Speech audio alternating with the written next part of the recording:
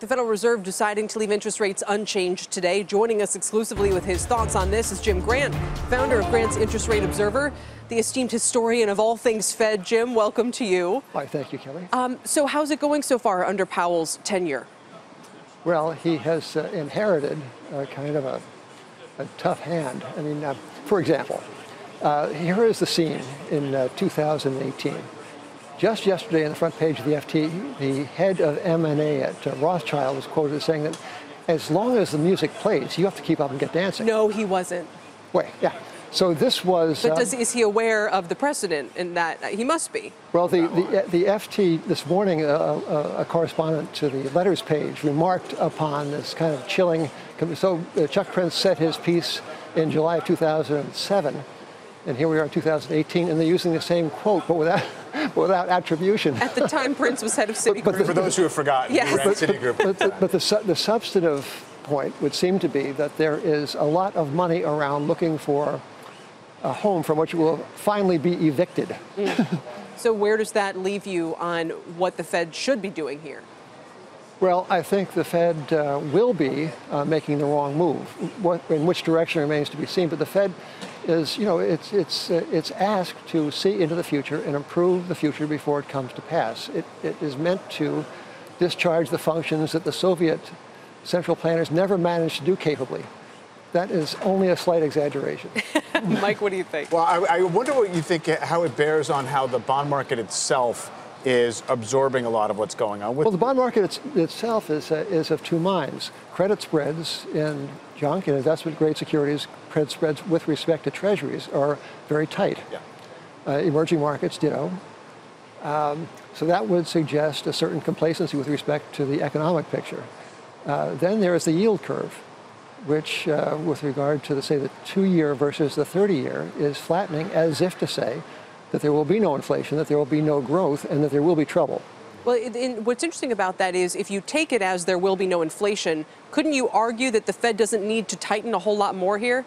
Is there a way that they can be on autopilot, so to speak? We talked about this with Ken Fisher a couple of weeks ago. He said, I just want the Fed to kind of do the Milton Friedman thing where they are just growing the money supply a couple of percentage each year along with the economy, and that's it. I mean, what do you think? The trouble with the utterly predictable stair-step change in things like the Fed funds rate or money supply is that it gives the leverage players a chance to tee off uncertainty. And, one of the great, if not household contributions to economic history was a piece by Charles Goodhart, who examined the period before the Fed's founding, the 13 years from 1900 to 1913, or I guess 14 years inclusive, and found that the volatility of what today is the funds rate stood in the way of banks making a big bet on leverage. They couldn't count on a steady cost of financing, therefore they couldn't borrow short and lend long. So do you think they should have come out today and said, surprise, we raised by a quarter point? Well, you asked about the use of predictability, right. And I'd say that is a paradoxical negative for the situation.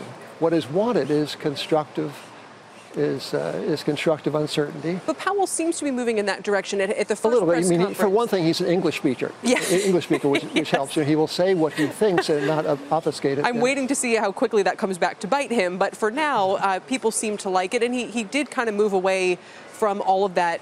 We're sure it's going to be. Yeah, I think he appreciates as a former practitioner that low interest rates can be very harmful to the structure of things. For example, according to Bianco research, no less than 14% of the companies in the S&P 1500, that's the very broadest measure of the stock market, cover their interest expense from earnings before interest and taxes. Only 15%, not even. 14% cover, but that's the highest he calls it the zombie quotient.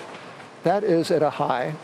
Business debt as a percentage of GDP is at a post-2007 high, and multiples paid by private equity firms are at a post-2007 high. So all these things are symptoms of the consequences of 10 years of suppressed interest rates. And we've heard investors like Stan Druckenmiller point that out as well about what it's done to corporate debt. So I'm always happy to be on the same page with Stanley.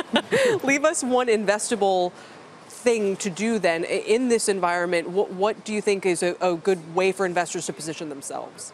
Oh, I mean, that's a wonderfully concise question requiring a very lengthy answer.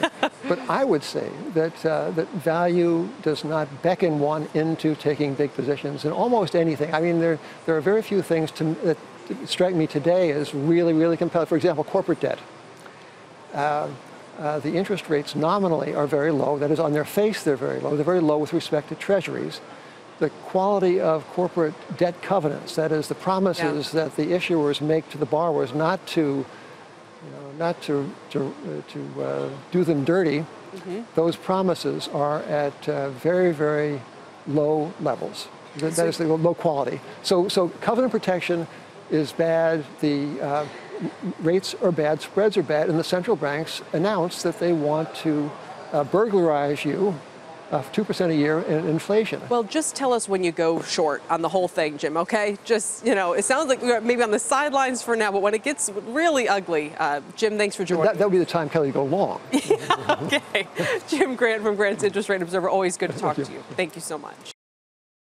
Hey there, thanks for checking out CNBC on YouTube. Be sure to subscribe to stay up to date on all of the day's biggest stories. You can also click on any of the videos around me to watch the latest from CNBC. Thanks for watching.